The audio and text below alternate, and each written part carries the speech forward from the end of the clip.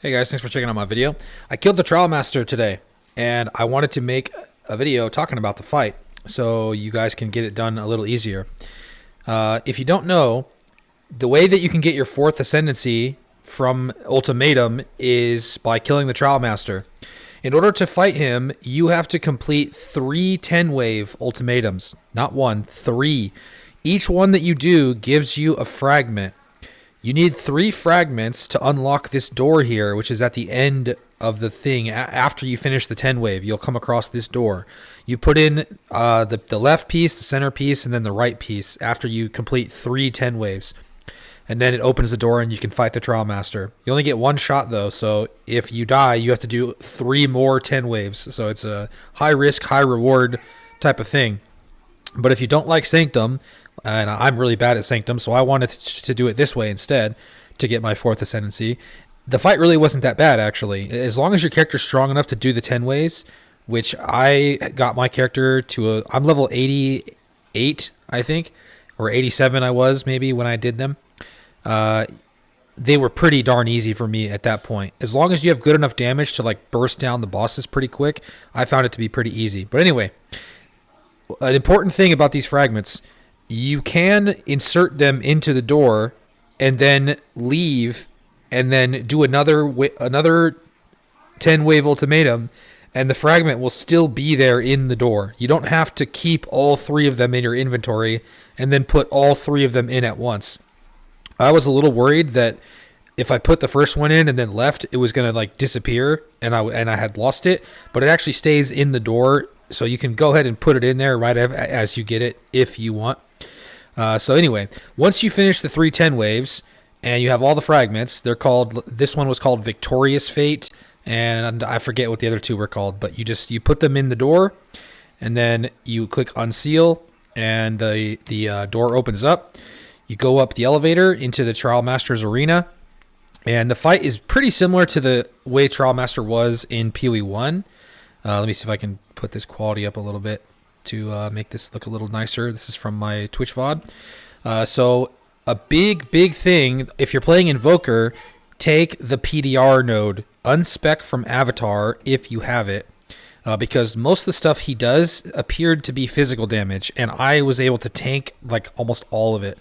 I ran into some mana problems, which I'll talk about here in a minute. But so the Trialmaster comes out, he starts swinging at you, and he does some shock waves. His basic attack is like the little like swirling whirlwind thing he does. He puts his spear in the ground here. He says, "Be obliterated," and he does this circular slam shockwave thing. Just run away. It's pretty slow. You got plenty of time to get out of it. That slam right there is pretty dangerous. I got hit by that once, and it took off all my energy shield and maybe a little bit of my health. I still tanked it, but it hit fairly hard. His default swing here does nothing to me. I tanked it the entire time, and I fought him for a long time because I ran out of mana. I'll get to that though. He does that slam. That's the big one, and then he throws his spear down. And now this is the big mechanic of the fight here. He throws a spear in the ground, and then it starts to grow. It grows and grows and grows, and eventually it fills up like almost the entire arena, but it does go away. So just kite away from it. Don't stand in it. Wait till it goes away. Damage him when you can, but just wait. Eventually it will despawn. And so you can see right now it's fading away. And then the only other thing he does is when he pauses, he will like do the pause thing where he does like the triple slams, like right here. He pauses and then he goes slam, slam, slam. I'll rewind that again. This one's pretty easy as long as you can see where he's slamming. So he pauses, and then you can see his little images. He slams, and then he slams here, and then he slams right here. So you have to kind of like predict where the slams are going to go, and as long as you move accordingly, they're pretty easy to dodge. And then he does the same thing again, except instead of slamming, he throws these like blood globs at you, like that one right there. He throws those at you from like different angles, but those are pretty easy to dodge too, and they didn't really seem to do much damage because I tanked several of them throughout my fight. And that's pretty much it for his mechanics, and it was pretty easy for me to stay alive, that is. It took me a long time to kill him, but the only reason it took me a long time to kill him was because I ran out of mana, and I didn't have mana sustain. So I don't have any leech on my build, and my mana regen is not very good either. And so I basically ran out of mana, and then I had to kite him around for like 8 minutes and wait for my mana to recharge enough to do damage. So get a bunch of mana regen before you go into this fight. Otherwise, you're going to have a bad time. Or also put some supports on your default attack, because default attack doesn't cost any mana. And so what I would recommend is put your supports, like extra damaging supports, like the ones on your Shattering Palm, because you're not really going to use Shattering Palm against this guy.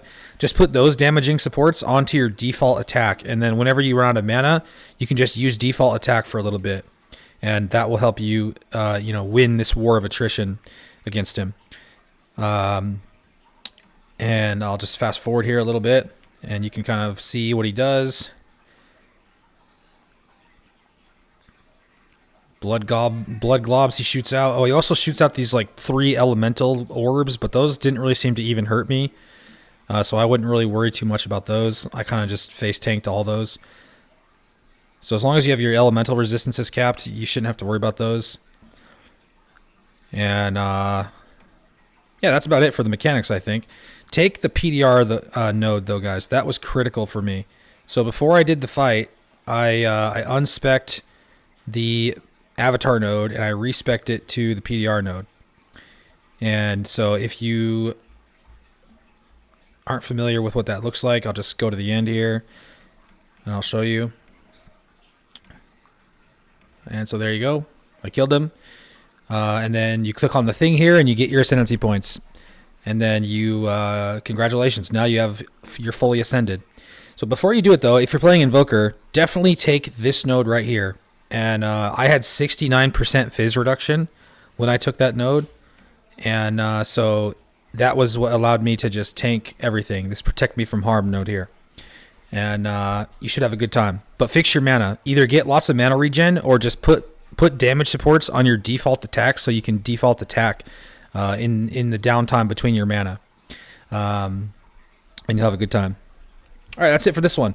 Good luck on the Trialmaster. Go fight him. Don't be scared. Don't get sucked into doing Sanctum, because Sanctum sucks. Ultimatum can be done. You can do it. I believe in you. Thanks for watching. See you next time.